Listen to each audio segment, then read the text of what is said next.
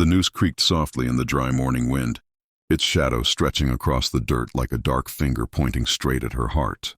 And every soul gathered in the town square of, Red Hollow knew this was no ordinary execution, because the woman standing on the gallows did not look like a killer, did not look like a criminal hardened by blood and sin, but like someone who had already been punished by life, long before the law ever found her. Her wrists bound, her dress torn at the hem, dust clinging to her knees where she had fallen, more than once on the long walk from the jail. Her eyes lifted not in defiance but in quiet disbelief, as if she still couldn't understand how the world had turned so cruel so quickly. The sheriff stood beside her, hat low, jaw clenched, gripping the paper that held her sentence, his voice loud enough to drown out the murmurs of the crowd as he declared her guilty of murder, of shooting a respected land, barren in the back, and though no weapon had been found in her hands, though no witness had seen her pull the trigger, the town had already made up its mind. Because she was alone, because she was poor, because her husband lay in an unmarked grave. 2 winters passed and there was no one left to speak for her. Children clung to their mothers, men crossed their arms, some with satisfaction, others with unease, and a few turned away, unable to watch. Yet none stepped forward, none dared to challenge the law of Red Hollow, where justice often bent to power and fear. The sheriff raised his hand to signal the hangman. The rope was adjusted, the trapdoor tested, and in that moment, when the sky itself seemed to hold its breath, a single voice cut through the square like a rifle crack, low, steady, and impossible to ignore. Stop. Every head turned. From the edge of the crowd stepped a man few had noticed until now, a widowed cowboy with dust-caked boots, a weather-beaten coat hanging loose on shoulders that carried years of loss, his beard streaked with gray, his eyes sharp but haunted, the eyes of a man who had buried someone he loved and never quite climbed out of that grave himself. He walked forward slowly, deliberately, as if he had already made peace with where this road would end, the crowd parting instinctively, whispers rising like sparks. Some recognized him, some didn't, but all could feel the weight he carried. He stopped beneath the gallows and looked up at the woman, really looked at her, and in that gaze was something no one else had offered her since her arrest: belief. The sheriff scoffed, demanding he step back, reminding him this was lawful business. But the cowboy did not flinch. Instead, he reached into his coat and pulled out a folded paper, worn thin at the creases, and held it up. This town's law says a condemned soul can be spared if another freely takes their place, he said, his voice calm, almost gentle. Laughter rippled through the crowd at first, nervous and disbelieving, but it died fast when they realized he was serious. "You're mad," the sheriff snapped. "You don't even know her." The cowboy lifted his eyes again to the woman, whose lips trembled now, tears cutting clean lines through the dust on her face. "I know enough," he said. "I know she didn't do it." A murmur surged, anger and confusion colliding, and the sheriff barked that accusations meant nothing without proof. The cowboy nodded once, as if he'd expected that. "Then hang me," he said simply. "Hang me in her place." The square exploded into chaos, shouts, protests, stunned silence, but the law was the law, and the sheriff, trapped by his own rulebook and the watching eyes of the town, hesitated just long enough for doubt to creep in. "Why?" someone yelled. "Why would you die for her?"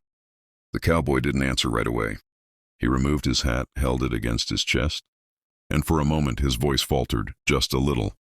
"Because once," he said, "my wife stood alone while a town watched and did nothing, and I swore over her grave I'd never be that kind of man again." Silence fell like snow. Even the wind seemed to still. The sheriff's face hardened, but something in his eyes flickered, uncertainty, perhaps guilt. Still, he ordered the hangman to prepare another rope. The woman cried out then, begging him to stop, to save himself, insisting she would rather die than carry his blood on her soul. But the cowboy only smiled up at her, a sad, peaceful smile. "Living with a clean conscience," he said softly, "is worth more than living afraid." As they bound his wrists and led him up the steps, the crowd watched in stunned horror, some weeping openly now, others frozen in shame. And just as the noose was placed around his neck, a shout rang out from the far end of the square, a boy on horseback, dust flying, waving a paper wildly. He skidded to a halt, breathless, thrusting the document toward the sheriff. "Confession," he gasped. "From the Baron's foreman. He killed him, over land, over money." The sheriff snatched the paper, reading fast, his face draining of color as the truth slammed into him, undeniable and damning. The crowd erupted again, this time with outrage and relief tangled together, and the sheriff raised his hand, voice shaking as he called the execution to a halt. The ropes were cut away, the cowboy pulled back from the brink, the woman collapsing to her knees sobbing, clutching at the dirt like someone returned from the dead.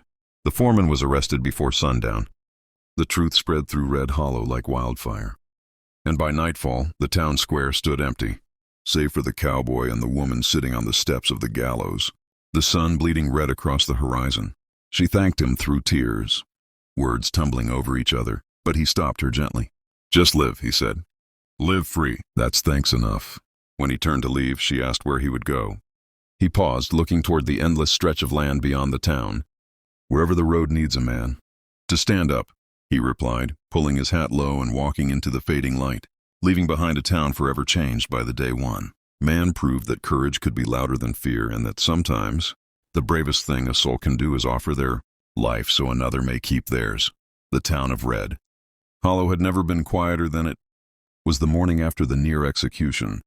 The streets, empty save for a few cautious shopkeepers, sweeping dust from their boards and the occasional tumbleweed skittering across the sun-baked square. And the air hung heavy with the memory of what almost happened. A silence that spoke louder than any cry, louder than the rope, louder even than the sheriff's gruff orders. Because every soul in that town had witnessed the courage of the widowed cowboy, the man who had risked death to save a woman no one else dared to defend. And it left a mark deep in the conscience of Red Hollow, a mark that would not fade easily. Inside the small, dimly lit sheriff's office, the sheriff paced in slow, measured steps, the confession of the Baron's foreman resting on his desk like a burning brand. And though justice had technically been served, he could not shake the unease crawling up his spine, the feeling that the law had almost been perverted by fear and ignorance, and that he, a man sworn to uphold it, had nearly presided over a death that should never have come to pass. Meanwhile, the woman, whose name was Clara, sat outside the jailhouse with hands trembling, her heart still racing from the terror she had felt just hours before, her mind trying desperately to reconcile the nightmare of almost dying with the unexpected mercy that had been thrust upon her. And as she watched the horizon, she thought of the cowboy, of the quiet strength in his eyes, and wondered how a man who had lost so much could still find room in his soul to save someone else. And in that thought, she felt a fragile flicker of hope, fragile but alive. Word of the confession spread fast through Red Hollow, carried on the wind like wildfire, reaching the ears of ranchers, saloon owners, and even the children who had hidden behind their mothers during the hanging attempt. And everywhere the story was the same. A man had stood in the place of a woman and dared death itself to ensure justice. And suddenly, whispers of admiration mixed with shame filled the town, because people remembered their own silence, their own failure to act, and guilt gnawed at them in a way it never had before. The cowboy returned to the outskirts of town by mid-morning, not seeking praise, not asking for thanks, simply tying his horse to a post outside the small saloon and ordering a coffee, letting the crowd watch him in uneasy silence, some approaching with curiosity, some with awe, and Clara, unable to resist, stepped forward at last, her voice soft, trembling but determined.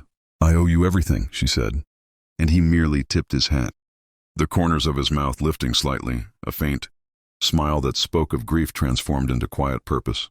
"You don't owe me a thing," he replied. "Just live, and let this town remember what it feels like to stand for what's right." But life in Red Hollow was never simple, and the shadow of the Baron's empire loomed large even in defeat, because those who had profited from his schemes were not about to vanish quietly, and there were still whispers of revenge, of threats made in dimly lit back rooms, of eyes watching from the hills, waiting for a moment of weakness. The sheriff, still haunted by the rope and the almost tragedy, found himself compelled to act, to ensure no more lives would hang in the balance due to fear and rumor, and he began drafting new rules, new precautions. But deep down he knew it would take more than ink on paper to heal the wound left.